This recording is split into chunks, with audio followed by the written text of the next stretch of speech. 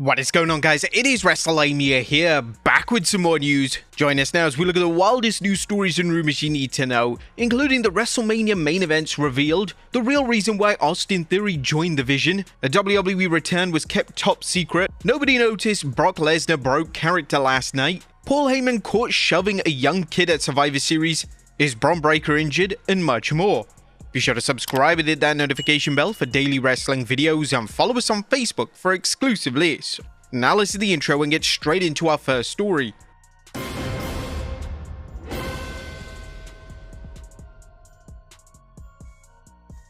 Now first story looks at the WrestleMania main events revealed.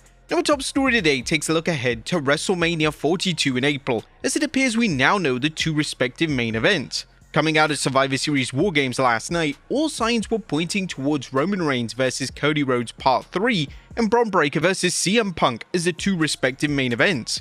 And now a new report from Dave Meltzer on the Wrestling Observer Radio has confirmed that this is indeed the case. Punk getting pinned, that finish was there to tell the story. Like I said the other day, the whole thing when we come out of this match, the idea is we're supposed to know WrestleMania, which is Cody and Roman, and Punk and Bron Breakker are the championship matches. A Breakker vs Punk is definitely the obvious route after War Games, and with Breakker pinning Punk, he can easily stake a claim for the World Heavyweight Championship. The Reigns vs Rhodes match is a little more interesting in terms of a concept. A lot of fans were confused as to why Reigns took issue with Rhodes as opposed to Punk. At the end of War Games, Reigns would inform Rhodes that the two would never be teaming again, which was confusing as it was Punk who was the one who took the pinfall loss.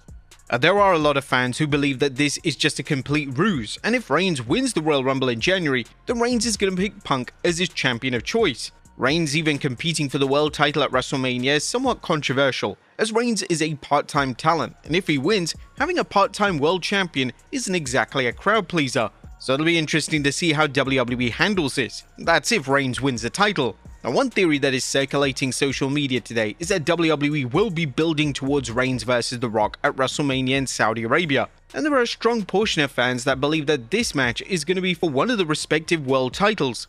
A 12-month reign for Reigns where he's barely on the show is a very risky booking move, and naturally the outcome of Reigns vs The Rock means that no matter who wins that specific matchup, fans are going to be left with a part-time champion.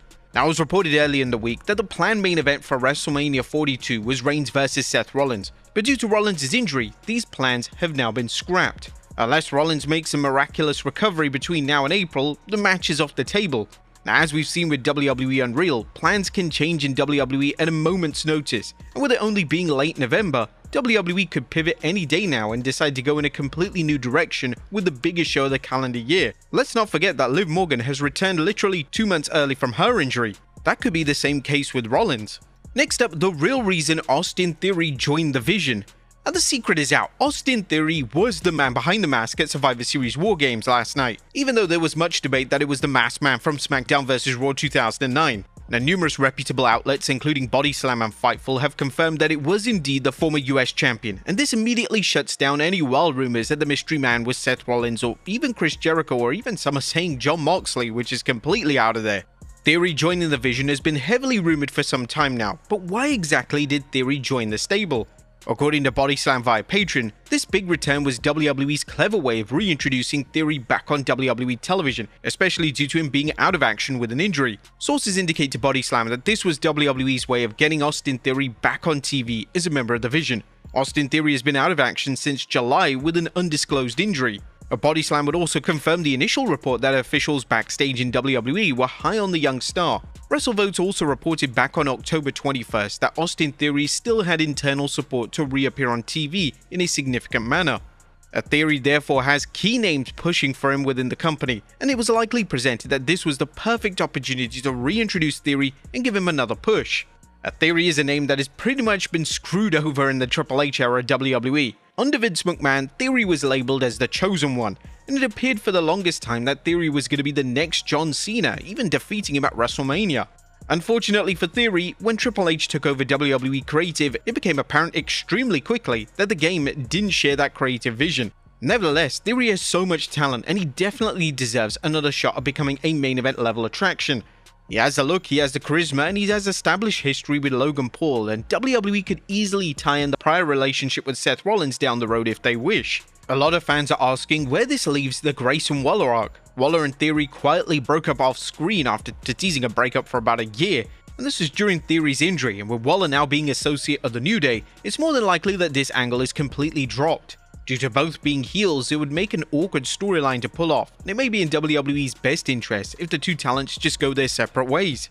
The end of the Survivor Series War Games, specifically the presentation of Bron Breakker in Theory, felt like a statement from WWE and Triple H. They've been panned all year for failing to push young and upcoming talent, and now they're giving the keys to the kingdom to two names under the age of 30. This is a welcome change of pace, and it's certainly appreciated that WWE are taking fan feedback on board. Next up, a WWE return was kept top secret. Due to Austin Theory's return leaking online, it wouldn't come as a surprise if WWE revealed a return at the end of the show, or even on the post-show panel, but WWE are continuing the mystery of the Masked Man. On the post-show panel, Paul Heyman was asked if he knew who was the man in the mask, and according to Heyman, he has no idea. How would I know? The man was wearing a hood. How would I know? How would I know? You ask if this was a Machiavellian plan of Paul Heyman. You presume that I'm guilty without giving me the benefit of the doubt that I'm innocent. It'll be interesting to see how long WWE lets this play out, as all the substance has gone if everyone knows that the Masked Man is now Austin Theory. WWE needs to avoid having the crowd chant Theory directly at the Masked Man on Raw, so a big reveal on Raw tomorrow night isn't out of the question. The big reveal being that Heyman directly brought Theory into the Vision faction could be the way to go, and Theory officially being labeled as a Paul Heyman guy gives him every opportunity in the world to succeed in this main event level run. Next up is a popular WWE tag team over. The tag team of Charlotte Flair and Alexa Bliss has been one of the highlights of WWE television in 2025. The tag team partnership has brought out a new side of Flair, and it's certainly been welcome that Flair has been able to deliver authentic character work. But with that being said, there is concern that the tag team has run its course, as according to Flair on the post-Survivor Series show, she doesn't know what's next for her, but she's more than happy to pursue her singles aspirations once more. I don't know what the future holds for me, whether that means winning again with Alexa Bliss or earning an opportunity to face Jade Cargill or Stephanie Vaquer.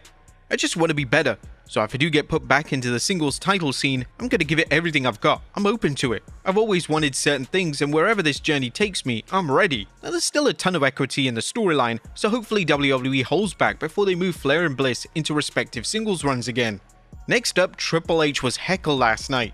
There continues to be significant disappointment that WWE couldn't bring Edge in for one final match versus John Cena. Edge remains under AEW contract, meaning that if WWE seeked a one-time only appearance, it would have been likely that Tony Khan turned them down. Following Survivor Series last night, Triple H was being interviewed by the pre-show panel, and he was being heckled by thunderous chants of "We want Edge." These chants were extremely loud, and they were clearly distracting the game. Triple H failed to address the chants, which was probably the right move.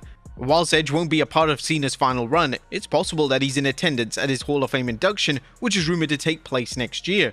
AEW talent have been in attendance at an annual ceremony in the past, so this is something that Tony Khan is clearly in favor of. Next up, is Bron Breakker hurt? Now, there was immediate concern for Bron Breakker during War Games last night. Breakker would take a devastating doomsday device, and he landed horribly right on his neck. It was clear that he was hurt from this, as he held his neck in place. And you could even see Cody Rhodes looking at Breakker to see, is he okay? The camera immediately cut away from him, and it was revealed to the audience that the WWE medical team were then checking up on him. Thankfully, he appeared to be okay, as he was back to performing his scripted spots 5 minutes later. If Breakker was legitimately hurt or concussed, this would have changed the entire trajectory of the match, and it's likely that a new finish would have had to been improvised on the spot. Next up, nobody noticed that Brock Lesnar broke character last night. Brock Lesnar has been on a roll in 2025, and he's broken character numerous times, one by ripping his pants on SmackDown, and the other slipping on the entrance ramp, even putting his hat on Bron Breakker. But it seems that Brock Lesnar would continue showing his softer side following his match at Survivor Series last night.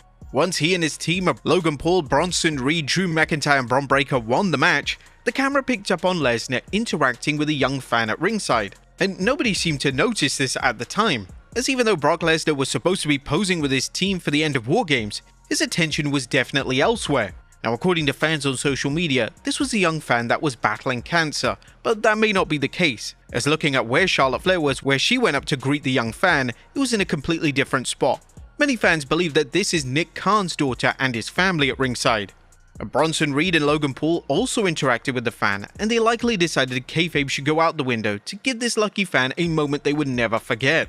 Next up, Paul Heyman caught shoving a young fan. Now, whilst Brock Lesnar was the one who was showing his softer side, the wise man Paul Heyman was showing a more brutal heel act, as during the end of the War Games match, Team Vision was being led out by security through the crowd. But during the moment, one young fan went up through security and went to Paul Heyman, but Paul Heyman shoved the kid right back out. Now, Paul Heyman is getting some backlash for this moment. And yes, whilst fans should never get too close to wrestlers while security are present, this was a young fan after all. But the kid didn't even look fazed from the push, which probably means he's done it before, right? If that was me, I'd be in tears. Maybe it was just a bad moment for Paul Heyman. Next up, the host of John Cena's final ever match revealed. Now, final story today looks ahead to John Cena's final ever match, as WWE has officially announced the host of Saturday night's main event special. On the Survivor Series pre-show yesterday, WWE revealed that Stephanie McMahon will act as one of the two hosts for the show. The former WWE Women's Champion will be joined by Joe Tessitore. Now, for those unaware, McMahon played a pivotal role in keeping Cena on the roster back in 2002, even going so far as to saving him from getting released from the roster, and saving his entire wrestling career. Now, we still have no information in relation to what other matches are going to be on the card. We know that John Cena's match will main event, but the competitors in the NXT Showcase matches have yet to be revealed. But there you have it, folks, the wildest news, stories, and rumors you need to know. Be sure to leave your comments down below, and I'll see you next time with some more wrestling content.